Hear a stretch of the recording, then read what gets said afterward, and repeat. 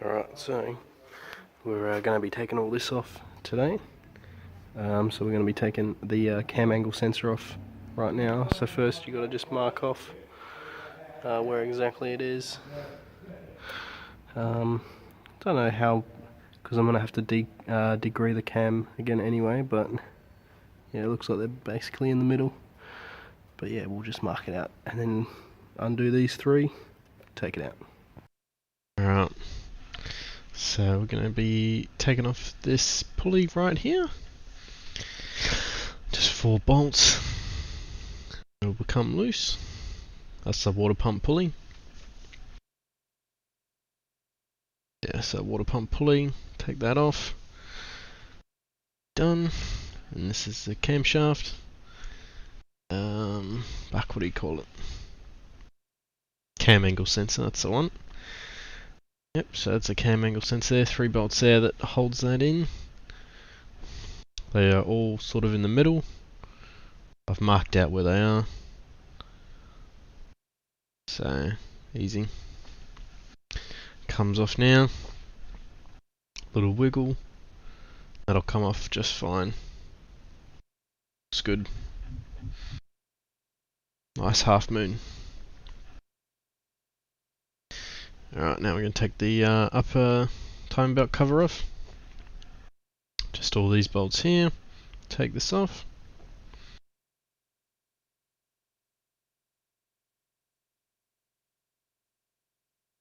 Pretty simple.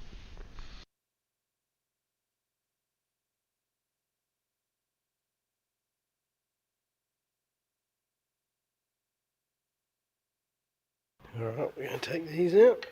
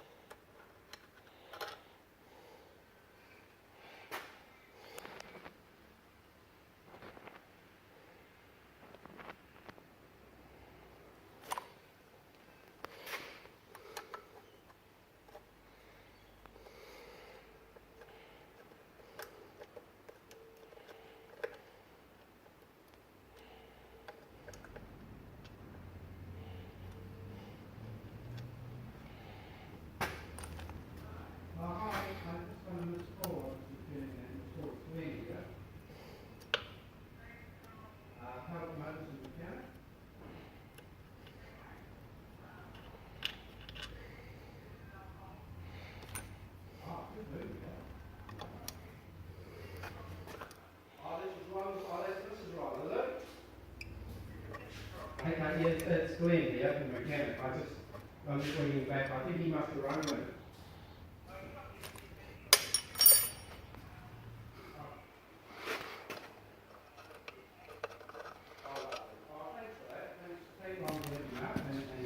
Thank you.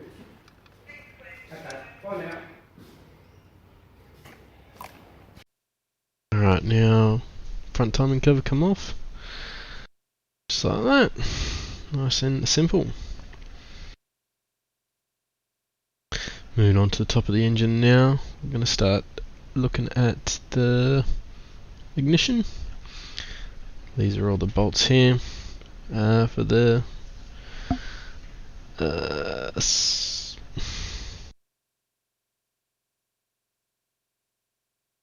2, 3, 4 ignition here. A lot of different sizes. Small ones in the front there, ones in the rear. I don't think any of these are OEM, but too bad, I guess. It's not really holding anything super important. Have to be properly tied down.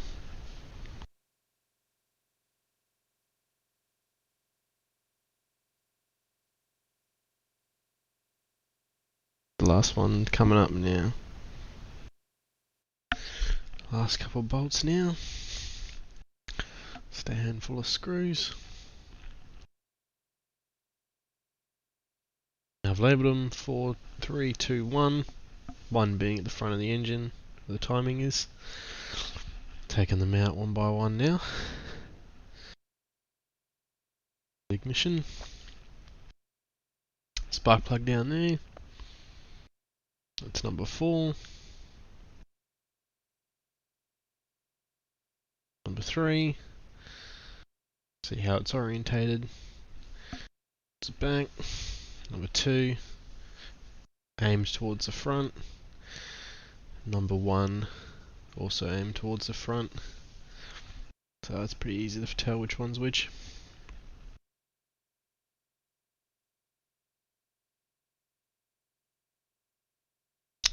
Now removing the spark plug cover. Then I removed all the injector holders. All that's left is the spark plugs. See there, 4 spark plugs. Spark plug socket. Take those all out. That's the number 1 spark plug. There. Thought I'd just chuck this in, just a comparison. That's the number 2. Again, it's just sort of comparison next time I have a look, see what it looks like.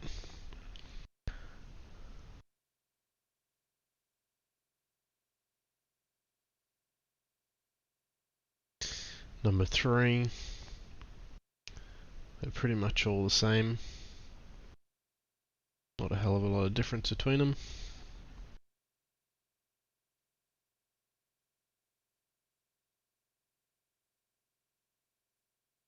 And lastly, number 4.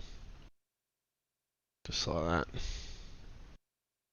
Too bad at all. Get a nice good look at them.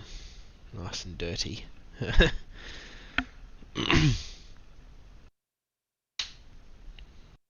this one was not too bad.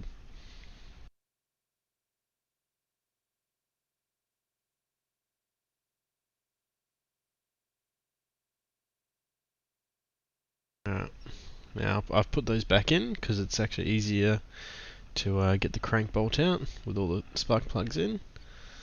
So using impact here. So yes, make sure you leave your spark plugs in so it makes a bit of compression in there. Helps getting it off. There it is there, all off. Nice and easy. Take the crank pulley off. Simple. I've used a pulley here. Alright, so to actually crack that bolt, when I had the puller on it, I put the spark plugs back in because that sort of closes the circuit and keeps your compression up when you're pulling that off, which makes it a little bit easier.